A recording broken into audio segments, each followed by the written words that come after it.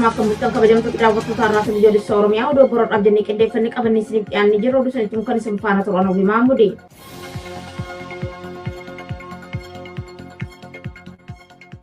Oduu keenya obboloo jalqabaatiin godina lixa shaggar naannoo keessatti hawaasa nagaa saamuu hidhuu fi hiraarsuun cimee itti fufee jiraachuun dhaga'ame. Jaal Irbuu dhugaa waan qindeeffate qabdi. Dhala namaaf naasuu tokkollee kan hin qabnee fi garaa isaanii guuttachuuf jecha ilmaan hiyyeessaa dhiiga boosisaa kan oolan jaleewwan bilchiginna dararaa hawaasa nagaa irratti raawwachaa jiran daran hammeessuun godina lixa shaggar aanaa daannoo bulchiinsa magaalaa daannoo roggee keessatti eebila 2025 maqaa milishaadhaaf rasaasa bittu jedhuun uummata harka qalleeyyii irratti saamicha hidhaa fi dararaa garaa geggeessaa turuu maddeen ONM'if eeran. Namoota haala kanaan saamicha irratti geggeeffamaa ture keessaa kanneen ammaaf maqaan isaanii nuge Qoroota Addasaa irraa qarshii 5,000, Abbabaa Geedelloo irraa qarshii 5,000, Daanyee Gesheree irraa qarshii 5,000, Qalbeessaa Camadaa irraa qarshii 5,000 fi kanneen ammaaf maqaan isaanii nu qaqqabne hedduu irrattis bifuma wal fakkaatuun saamichi daangaa darbe irratti geggeeffamaa turuun beekameera. Itti fufuun guyyaadhuma kana jiraataadhuma gandichaa kan ta'e ogeessa fayyaa kilinika dhuunfaa isaa banachuun hawaasa kan tajaajilu nama maqaan isaa Araarsaa Addunyaa jedhamu maqaa sobaa waraana bilisummaa Oromoof qoricha dhiyeessita jedhu itti maxxansuun bakka hojii isaatii qabuudhaan waajjira poolisii aanichaatti hidhanii hiraarsaa jiraachuu maddeen arraata biyyoolessa Oromiyaatti himaniiru. Oduu keenya obboloo lammataatiin godina Bahaa Wallaggaa bulchiinsa magaalaa Naqamtee keessatti hidhaa fi dararaan waraana bilchiginnaan hawaasa nagaa irratti geggeeffamu cimee itti fufe. Bal'inneessaaf Jaal Kennaa Sabaa. Aanaa guutuu giddaa bulchiinsa magaalaa Naqamtee ganda duwwaa 3 bakka addaa Waachaa jedhamee waamamu keessatti eebila 2025 humnoonni poolisii federaalaa dargaggeessa Oromoo ganna 25 tokko nama maqaan isaa Guddataa Waaqa Gaarii jedhamu badii tokko malee ukkaamsuun achi buutee dhabamsiisuu maddeen arraata biyyoolessa Oromiyaa eeraniiru. Akka maddeen himanitti dargaggoon kun nama siyaasa dhaaba kamiyyuu hin hordofne yoo ta'u yakka tokko malee oromummaa isaa qofaan akka ukkaanfame himuun kana durallee sababa tokko malee waajjira poolisii ganda duwwaa 7 keessatti baatii 6 hidhamee hiraarfamaa turuun torban 2 dura gadi lakkifame kan jedhan maddeen kun ammas haala nama gaddisiisuun poolisii federaalatti ukkaanfamee jira jechuun ibsan. Yeroo ammaa kanas maatiin isaa haalli nageenya ilma isaanii baay'ee akka isaan yaaddessaa jirullee itti dabaluun ONM'tti himaniiru. Sabboontota ilmaan Oromoo akka bineensaatti adamsee ajjeesuu hidhuu saamuu fi dararuu hojii idilee isaanii taasifatanii kan jiran ergamtoonni PP golee Oromiyaa mara keessatti sababoota sobaa garaagaraa itti maxxansuun hawaasa nagaa badii tokko malee hidhatti guuraa jiraachuun kan beekamudha. Godina lixa Wallaggaa Naasayyoonoolee keessatti ergamtoonni bilchiginnaa jiraattota hidhaatti darbachuu fi saamuu hammeessan. Jaal Wabii biyyaa dabalata qaba. Aanaa Sayyoonoolee ganda duwwisoo keessatti jalqaba torban kanarraa eegaluun hanga guyyaa gabaasni kun qindaa'etti tikstoonni impaaratti maqaa misooma ganda irratti hirmaachuu diddan jedhuun namoota hedduu gaaffii seeraa tokko malee hidhanii hiraarsaa jiraachuun maddeen arraata biyyoolessa Oromiyaatti himanii jiru. Kana malees namoota kanneen ukkaamsuun erga mana hidhaatti galchanii boodas gosa kaffaltii maqaan isaa hin beekamnee fi nagee hin qabne nam tokko irraa gadi aanaa qarshii 1,500 fi gidduu galeessaan ammoo 2,000 hanga 3,000tti dirqamaan guuraa jiraachuun ibsameera. Kanumaan wal qabatee yeroo ammaa kana jiraattonni gandichaa harka qalleeyyii ta'anii fi humna hin qabne hedduun isaanii qarshii kaffalanii mana hidhaa keessaa ittiin ba'an dhabanii akka malee dararamaa jiraachuun maddeen itti dabaluun arraata biyyoolessa Oromiyaaf eeranii jiru. Godina Boorana Bahaa Aanaa Liibanii fi Gorodolaa keessatti hidhaa fi dararaan akkasumas saamichi horii uummata Oromoo irratti raawwatamu jabaatee itti fufee jiraachuun dhaga'ame. Dabalata isaa Jaalnadhii Oromoo. Godina Boorana Bahaa Aanaa Gorodolaa ganda Adaadii fi Aanaa Liiban gandoota akka Nuuraa Humbaa, Haardootii fi Qarsaa Mallee keessatti maqaa waraana bilisummaa Oromoo deeggartu jedhuun uummanni jumlaan hidhamaa jiraachuu jiraattonni dubbatu. Keessattuu dheengadda eebla 3 bara 2025 namoonni qe'ee isaaniirraa ukkaanfamuun hidhaman maqaan isaanii Alaakaa Ejersaa, Qaraaroo Olkoo, Roobee Kottolaa, Qaaltuu Dambalaa, Hasan Ahmed, Badhuu Olkoo, Gammadaa Daggiilaa, Daawit Daggiilaa, Fureessaa Dhaddachaa, Bunee Damboo Boobii Bariitee Alaakaa Baddeessoo Alaakaa dabalatee namoonni baay'inaan 19 ta'an mooraa waraanaa Adaadiitti hidhamanii jiraachuun ibsameera. Kana malees gaafa eebla 1 bara 2025 namoonni 9 ukkaanfamuun kan hidhamanii fi loon baay'inaan 20 ta'an kan Haaji Dabalaat ooffachuun mooraa waraanaa Adaadiitti akka galfatanis beekameera. Namoonni siyaasaa hidhaman kunneenis manguddoo ganna 70 olii obbo Waaqoo dabalatee namoonni maqaan isaanii Kottookaa Waaqoo, Haaji Diddaa Caaltuu Utee, Bareedduu Utee fi kanneen hafan biroon hanga ammaatti mooraa waraanaatti hidhamanii akka jiran ONN odeeffateera. Oduu keenya boroo xumuraatiin oduu biyya alaa irraa arganneen ammoo ittisa qilleensaa Yuukireen diroonii Raashiyaa 42 rukutee buusu yoo beeksisu haleellaa magaalaa guddoo biyyattii irratti kamisaan raawwatan miidhaan qaqqabe. Jaal Booree Addunyaa waan qindeeffate qaba.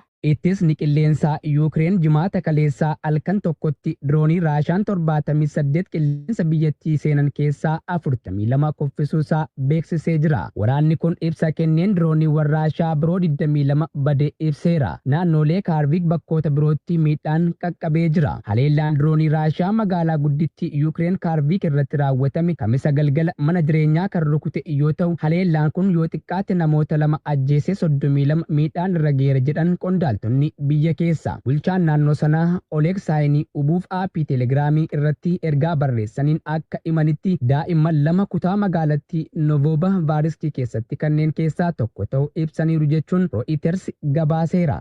Egaa kabajamtoota daawwattoota irratti biyyoolessa Oromiyaa oduu boroo qabdanii qindeeffannee qabannee isiniif dhiyaanne kanneen hanga ammaa turanidha.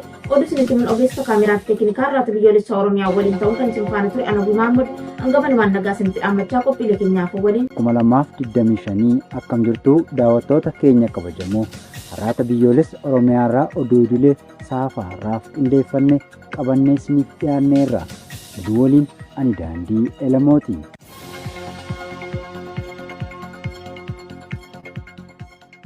Sa'a oduu kabajuu dhiisuu keenyaaf dhiifama isin gaafachaa gara oduu keenyaatti ceena. Godina Qellem Wallaggaa aanaa Awwaa Galaanitti saamichaa fi dararaan hawaasa irratti taasifamu jabaatee itti fufe. Guutuu gabaasichaaf Jaal Yaadannoo Oromiyaa.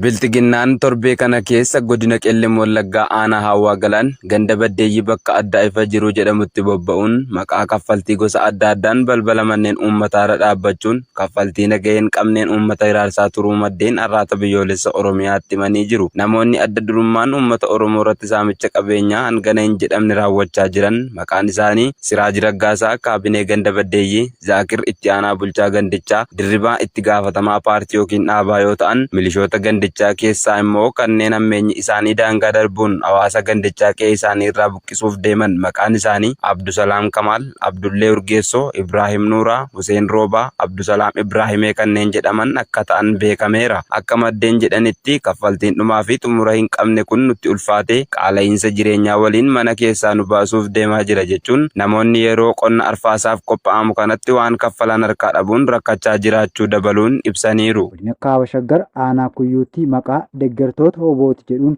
waraana faashistii PP'n reebichaa fiidhaan jiraattota irratti raawwate. Jaalkennaa sabaa waan qindeeffate qaba. Kaaba Shaggar aanaa Kuyyuu ganda Dhaayyee Walincoo keessatti hidhattoonni faashistii PP eebla 2025 qe'ee jiraattotaatti bobbaafamuun nagaa hawaasaa booressaa kan turan yoo ta'u namoota hedduus maqaa isin deeggartoota Obooti tumsa taasistuuf jedhuun hidhaa fi reebicha haalaan ulfaataa irratti taasisuun ibsame. Namoonni gara jabina loltoota PP'n reebaman kunniin maqaan isaanii Obbo Baqqalaa Tufaa, Dargaggoo Baayyuu Baqqalaa, Dargaggoo Boojjuu Baqqalaa fi Obbo Diidhaa Gaaddisaa kanneen jedhaman ta'uun beekameera. Keessattuu Obbo Diidhaan reebicha ulfaatan boodas mana hiraarsatti darbatamuun haala hamaa keessa akka jiru jiraattonni ONM itti himaniiru. Shiftoonni Koloneel Abiy Ahmad golee Oromiyaatti maqaa olaantummaa seeraa kabachiisuu jedhuun daba seenaa kan qorqalbii hawaasaa cabsu raawwachaa kan jiran maqaa jiraattonni keessaa hin qabnee fi yakka maqballeessii taasisuun hidhaa saamichaa fi ajjeechas raawwachaa jiru. Godina Baalee Lixaa aanaa Agaarfaatti maqaa ijaarsa gandootaan maallaqni dirqamaan jiraattota irraa guuramaa jiraachuun ibsame. Dabalatasaaf Jala Caaluu Roobaa. Godina Baalee Lixaa aanaa Agarfaatti kaadiroonni fi aangawoonni murna PP kanneen Koloneel Abiy Ahmad gammachiisuuf jecha hawaasa irraa dhalatan gara jabinaan dararuuf guyyuu ajandaa jallinaa qabatanii socho'an dhiibbana kaffaltii adda addaan cinatti maqaa ijaarsa gandootaan saamicha qindaawaa taasisaa akka jiran jiraattonni ONM itti himaniiru. Biifuma kanaanis humnoota waraanaa milishoota poolisoota idileef lukkeeleen PP kanneen hojiilee bulchiinsaa irratti aangoo qaban dabalate gandoota onichaa kanneen akka Amaalamaa bulchiinsa magaalaa Alii fi fi gandootaan birootti bobba'uun qarshii 5,000 ol tokkoon jiraatota irraa manneen irra deemuun saamaa akka jiranis ibsameera. Adda durummaan hojiilee tikaa fi saamichaa irratti kanneen humnoota waraanaa waliin bobbaafamanii jiran keessaa Mu'aaz Sheek Abdul Waadi Anwar, Haji Abdulhaab Ahmad Muhammad Umarii fi Haji Yusuf Jarraa ta'uunis addeeffameera. Hojiileen basaasummaa haala haarawaan onichatti mul'achaa kan jiru oggaa ta'u kanneen jibba dhuunfaa walirraa qabanis maqaa hidhata waraana bilisummaa Oromoon harka dabballoota PP'tti galanii hidhaan iraarfamaa kan jiranii fi namoonni maallaqa gaafataman kaffaluu dhabanis hidhaatti guuramaa akka jiran ONM odeeffateera. Godina Orroo Guduruu Wallaggaa aanaa Orroo Bulluqitti loltoonni bilisiginnaa hawaasa irratti reebichaa raawwatan. Bal'ina isaaf Jaalwabii Biyyaa. Aanaa Orroo Bulluq magaalaa Sakalaa bakka addaa Baamannee jedhamu loltoonni bilchiginnaa namoota maqaan isaanii Beenyaa Saffaa, Adaanaa Garbii, Roomsaa Margaa, Baqqalaa Fayyeeraa, Oldirraa Dassaalee, Tiijenii Imaamoo, Kanaatee Gaaddisaa, Morqaa Hordofaa, Hasawu Tarrafaa fi kanneen biroo hedduu irratti torban kana reebichi amaatee raawwatanii deemuu jiraattonni gandichaa arraata biyyoolessa Oromiyaatti himanii jiru. Xiqqaa fi guddaa dhukkubsataa fi fayyaa osoo hin jenne ergamtoonni bilchiginnaa impaayera kufuuf geesse utubuuf halkaniif guyyaa dadhaban hawaasa gabaa magaalaa Sakalaa irraa kan reeban yoo ta'u waliigalatti badii tokko malee kanneen baay'inaan 200 ol ta'an irratti reebichi amaa hanga qaama dhiigsuutti ga'e raawwatanii deemuun dabalataan ibsamee jira. Ergamtoonni bilchiginnaa bulchiinsa isaanii jalatti dirqamaan nama bulchuuf dararaa gurguddoo Oromoo irratti raawwachaa akka waan aangoon kun kan Oromoo ta'etti waggaa 7ffaaf bulchiinsi faashistii Abiyyi Ahmad aangootti ol ba'e kabajachuuf roobii darbe dirqiin uummata hiriira baasaa turuun ni beekama. Biyya alaarraa arganneen ammoo Yuukireen biyyi kamiyyuu hawwii Yuukireen miseensa neetoo ta'uuf jettu murteessuu hin dandeessu jetti. Bal'ina isaaf Jaalaqaafan Fayyeeraa.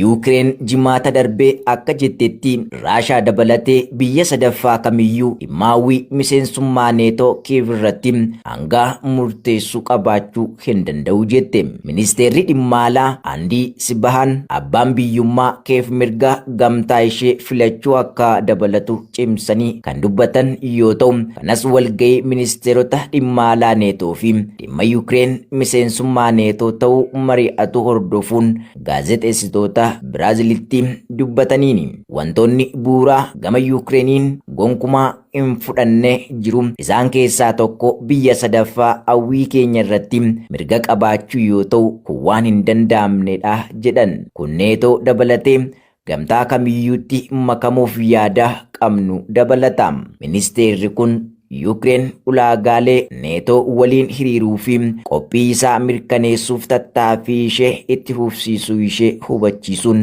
nageenyi Yuukireenii fi nageenyi Atlaantik qaxxaamuru kan hin qoodamnedha. Heerri keenya miseensummaa neetoo ni deeggera. Fedhiin uummata keenyaas akkasuma pirezidaantiin Volodymyr Zeleniskiin hanga ammaatti walgahii neetoo eegeetti baatii waxabajjii kanarratti akka hirmaatan waamicha seeraa akka hin arganne hubachiisaniiru jechuun Anaaduuluun gabaaseera. Egaan daawwattoota keenya kabajamoo har'aata biyyoolessa Oromiyaarraa oduu idilee saafaarra.